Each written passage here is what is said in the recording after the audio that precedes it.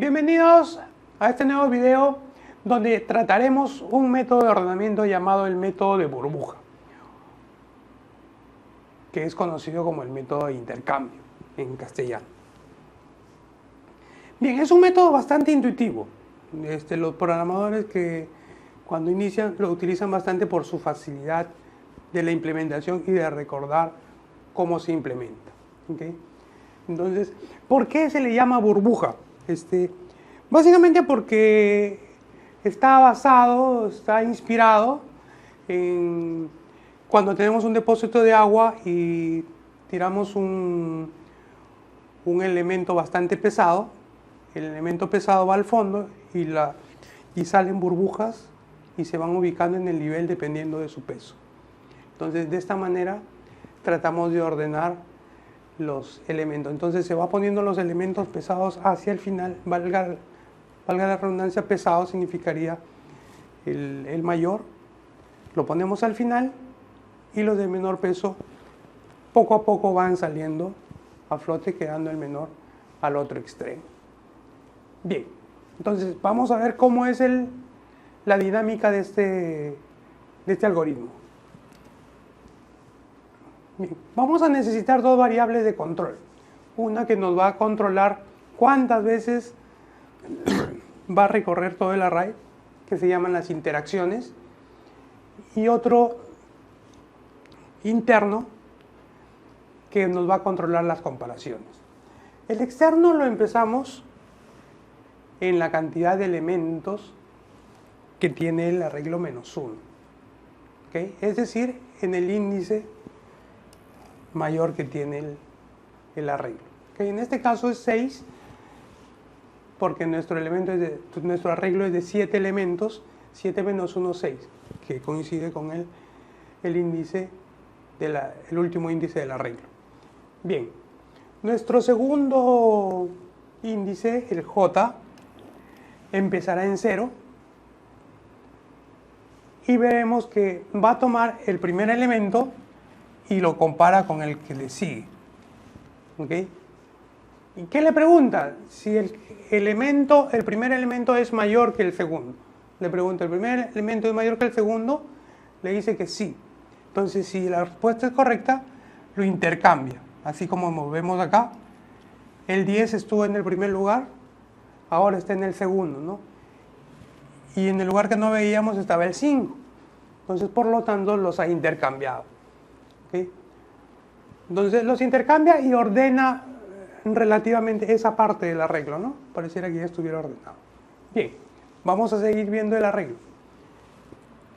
El J se incrementa en 1, lo que nos va a permitir ahora controlar el índice 1 con el siguiente, que va a ser el índice 2. Entonces vamos a comparar estos dos elementos. Y el elemento nuevo es 145. Entonces, 10 no es mayor que 145. Entonces, por lo tanto, no hay intercambio. ¿Okay? Vemos que el 145 se queda en su mismo lugar. ¿Okay? Volvemos a incrementar el J en 1. Y tenemos que ahora va a comparar el índice 2 con el índice 3, ¿no? El 2 más J más 1, que es el índice 3. Los vuelve a comparar y ahora apareció un número 2 y pregunta, ¿no? ¿145 es mayor que el 2? Le dice que sí. Entonces, por lo tanto, el intercambio se efectúa. Y nos quedaría así, ¿no? El 2 acá y el 145. Como ven, no es que se ordene todo el arreglo, sino se ordenan solamente entre esos dos. ¿Okay? Volvemos a incrementar J y ahora J vale 3, lo cual nos va a permitir hacer el intercambio en estos dos. ¿Okay? Apareció el 9, como 145 es mayor que 9, se hace el intercambio, produce el intercambio. Nuevamente incrementamos el J, ahora 4, y comparamos estos dos. ¿No? 145 es mayor que el 20 que está en el 5 y por lo tanto se produce el intercambio. ¿Okay? Bien, luego volvemos a incrementar el j hasta 5. ¿Ok? Por lo tanto, compara estos dos. ¿Ok? Y resulta que tenía el último elemento, estaba en -1 y compara. ¿Ok? Luego incrementaríamos el j, llegaría a 6. Pero no podemos nosotros comparar la posición 6. La posición 6 no la podemos comparar con otra posición que estuviera acá, porque no existe. Si hiciéramos eso, simplemente nuestro algoritmo nos botaría un error, porque si comparamos la posición 6 con otra posición, nos va a decir que no existe. Lo que se conoce en programación como error de overflow, ¿okay? Desbordamiento de memoria. ¿Okay? Entonces, este tiene que quedar en el J5, es decir, uno menos que la última posición del arreglo. Y como vemos, al haber llegado al J5, el 145, que es el mayor, está al final.